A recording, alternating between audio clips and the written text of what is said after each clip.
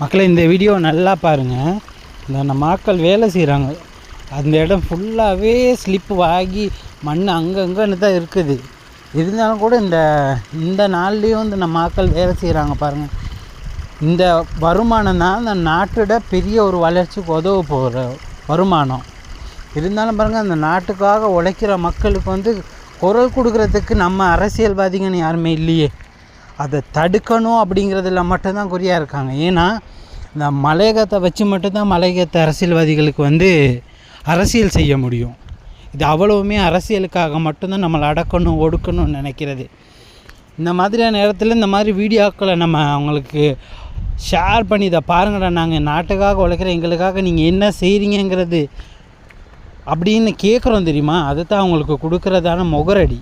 தவிர இந்த வீடியோலாம் முடிஞ்ச அளவு நம்ம அந்த மலையகத்து அரசியல்வாதிங்க இருக்கிறாங்க அவங்களுக்கு கொஞ்சம் ஷேர் பண்ணு, அவங்க கண்ணில் பட்ட வரைக்கும் ஷேர் பண்ணுங்கள்.